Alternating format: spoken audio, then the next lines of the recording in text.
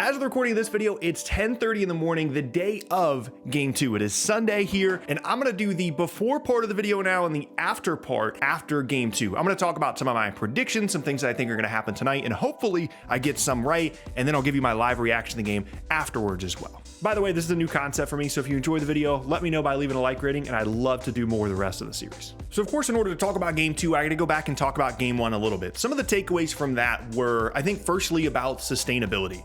How sustainable was it for Boston to shoot the ball as well as they did from 3? How sustainable is it that Jayson Tatum is not going to play that well the rest of the series, at least from a shooting perspective? Obviously, Steph had the crazy good first quarter, and I think we have to begin with the three-point shooting stuff. Here's the bottom line. Golden State wants Boston to shoot threes. In that game 1, they clearly didn't want Jayson Tatum to have a great game. They were okay with Derek White, Al Horford, Marcus Smart off-ball threes beating them, and ultimately that is what ended up losing them the game, is the fact that Boston got so hot from 3, especially in that fourth quarter, and then they ended up coming back. It isn't realistic to expect Boston to continue to win games like that, to make 23s in a game. I think it's an unrealistic expectation for them. And if they are making 23s in every game, just go ahead and give them the trophy. There's no reason to even play the rest of the finals. If a team is shooting the ball that well, especially with the way that Golden State plays defense, it's going to be a problem. I think Golden State was banking on, it's game 1, you're on the road, you're going to be nervous, they're not going to shoot the ball that well. That obviously didn't happen for them down the stretch of that game. And on the other hand, of course, Jayson Tatum did not play very well at all, statistically from a shooting perspective. He airballed a 3 in the first quarter, and then from then on, I don't know if it was nerves, I don't know if it was in his head. Obviously, Golden State defended him well. He's the focal point for them defensively. I think both those things are going to kind of even out in game 2. I don't expect Boston to make 23s again, but I also don't expect Jayson Tatum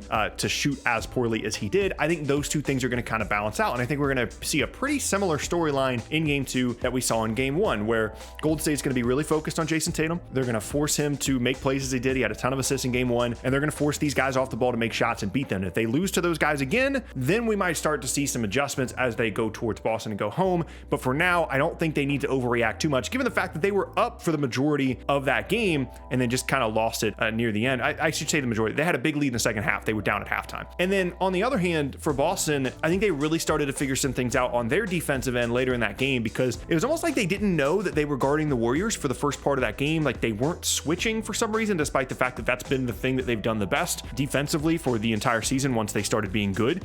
They weren't switching. They were playing like drop coverage on the best, off-ball shooting, or the best, off-ball movement team in the league. That's just not going to work. And they started to figure that out. And of course, that showed in the fourth quarter. I think Steph hit 6 threes in the first quarter, and then he made 1 the rest of the game. So obviously Boston made some adjustments. As we look now towards game 2, I find it difficult to bet against Golden State. Like, I'm not saying Golden State is 100% going to win, but I'm giving them the benefit of the doubt for a couple of different reasons. One, I think the shot making difference is going to even out at least a little bit, especially from 3-point range, as they kind of went into the fourth quarter and the game kind of got away from them there. I think that there's some interesting things lineup wise that Golden State can change up, where there was a lot of Andre Iguodala, especially with Draymond at the same time in game 1. I would expect them to change some things there, switch that up, maybe not play Iggy nearly as much, and maybe provide some more spacing having Otto Porter out there, because especially in the fourth quarter when they really couldn't get Steph going, things were a little cluttered. And if like Poole isn't going to be able to play a ton because he's not very good defensively, you don't have a lot of offense out there, then like we're going to be seeing a lot of Otto Porter, or you're just going to have to go big and play Draymond and Looney at the same time and try and hurt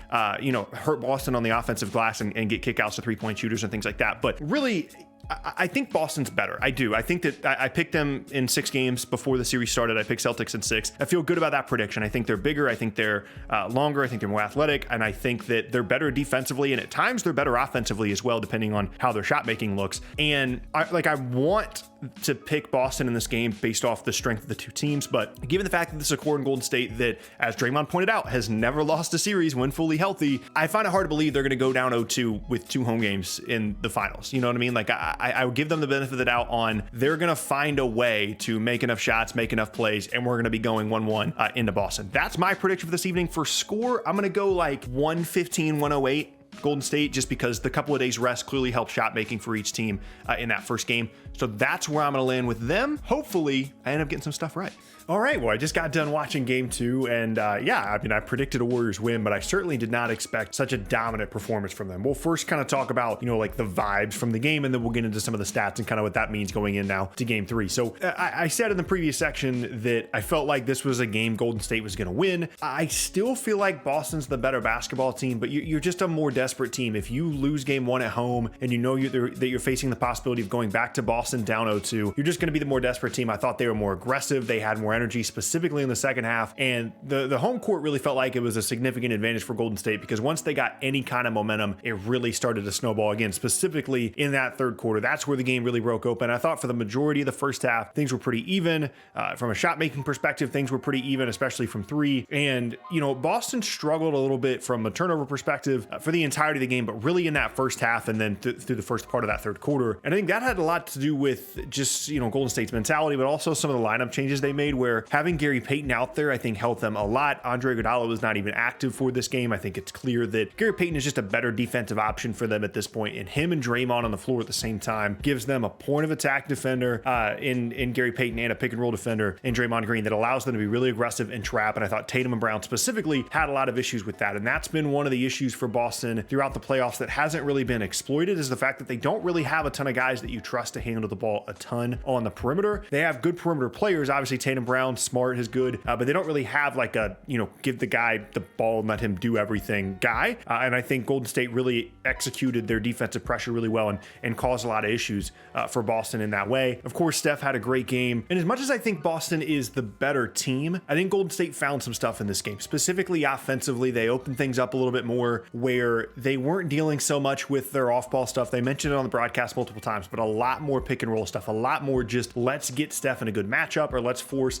Boston's bigs to guard. Because I think one of the storylines coming out of this game is the health of Robert Williams. He didn't look great during the game, and then at one point had an awkward fall where someone fell on his knee. I don't really know what his future is throughout the rest of the series, and if he can't be out there, and Al Horford, who looked really bad tonight, isn't going to be all that great either, and you're counting on guys like Daniel Tice or playing a little bit smaller, that pick and roll strategy I think is going to be a really successful one for Golden State to continue to exploit, because Boston has been really hesitant to switch, whether it be in on-ball screens or off-ball screens, especially in the beginning of game 1 and then some in game 2. And if they don't trust their bigs to switch on to Steph, that puts them in a really uncomfortable position in terms of how they want to guard pick and rolls, because switching is what they do. And so you're asking guys to do stuff all of a sudden in the finals that you haven't really done a ton of all year long, or you're going to ask them to blitz Steph and trap it, get the ball out of his hands, and then all of a sudden you're dealing with Draymond or Gary Payton or somebody in a 4-on-3 situation, and they might exploit that a little bit more, try and put some more defensive pressure on Steph in the home games in Boston. But if Robert Williams isn't going to be healthy, I think you're going to see a lot of Steph and Gary Payton and Draymond, some combination of that pick and roll, and really kind of attack the fact that Boston doesn't really have a great option at the 5 right now, unless Al Horford has a much better game the rest of the way in this series. So statistically, there were a couple of things that I was really focusing on going into this game. We talked about it in the first section. The fact that Tatum played so poorly in game 1, and the fact that Boston shot the ball so well from 3, specifically in the second half and in the fourth quarter of game 1, was two things that obviously were very, one-sided, and something I was looking to see if that would kind of balance out. Tatum was better tonight. He still feels a little bit out of rhythm to me, to kind of force it a little bit. Golden State has a weird defensive scheme, and they're really going to make sure that Tatum isn't the guy beating them. And even though Boston shot the ball relatively well from 3 tonight, they didn't have as many attempts. Golden State was a little bit more active, specifically in the passing lanes, and just didn't give up so many easy ones, with the exception of a couple of weird transition opportunities in the first half. Guys like Derek White getting wide open threes. Golden State was just more locked in, more engaged defensively in this game, and Boston still shot the ball pretty well. It's just they didn't get nearly as many easy ones, and so I think that had a lot to do with it. And then, like I said, being more active and aggressive defensively led to those turnovers and them kind of getting out in transition. And the interesting thing for Golden State is obviously this is a huge win for them in terms of the margin of victory and things like that, but Klay Thompson is still a little bit MIA in this series. Jordan Poole had a great second half tonight, but didn't look great through the first game and a half of this series. And you're going towards, being on the road, and you don't really know what your role players are going to be like on the road. That's going to be a tough environment for him.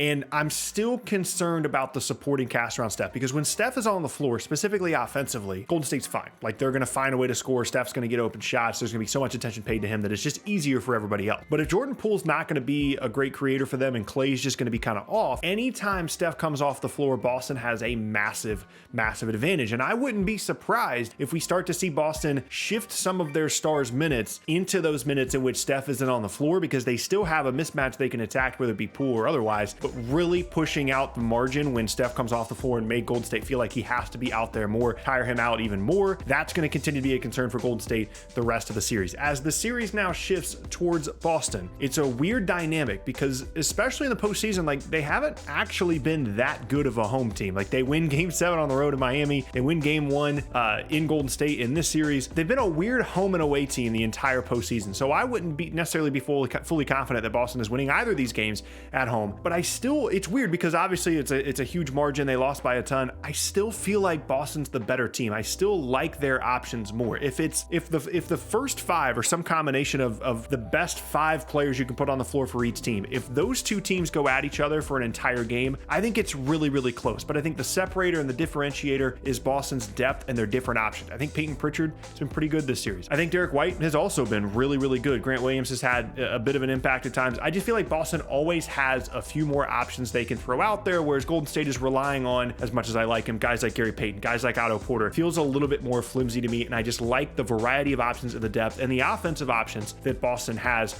the different ways that they can win. I feel like there's more versatility there for them, and I would expect that to continue throughout the rest of the series. But this game tonight was, the margin was not what I expected, but the mentality is what I expected. I would have been very, very surprised if Golden State came out flat in this game and just gave away, and just gave away the game just to go down 0-2 and go back to Boston. This is a team that has been through a ton of finals games. A lot of guys on the team at least have, and there's just no way that a championship level team like this was just going to let this be 0-2 going back to Boston. Didn't think it was going to be this big of a victory, but I'm not surprised at all that Golden State won. So as we look forward now to game 3, I'm going to expect to see a lot more Steph pick and roll stuff. You're going to see even more of that in games 3 and 4 than you saw even in the second half of this game, where they really shifted towards that. I think you're going to see Boston make some adjustments in how they guard that. You might see them blitz the pick and roll a lot more. You might see them just switch it and say, hey, Al Horford or whoever the big is, you got to just trust that they're going to at least do a decent job of staying with Steph. And I think you're going to see Golden State continue to apply that same level of ball pressure to try and get more turnovers, but it's not going to be, I don't think, as impactful on the road as it is at home. This to me still feels very much like a 6 or 7 game series, and if it does end up being a game 7, that home court advantage that we saw from Golden State tonight with the adjustments they made in their gameplay and how those things are paired together, I think that makes a massive, massive difference. And so if you're a Boston fan, ideally you're getting these 2 home games, you give them game 5 on the road, and you can close it out in 6, because I just think it's going to be very, very difficult to win a game 7 on the road, and that's why I picked Boston in 6 before the series, because I felt like they could close out in 6. I'm going to stick with that prediction. Anyway, those are my thoughts. Hope you guys enjoyed it, and hopefully we'll be doing more of these over the next couple of days as well. Appreciate it.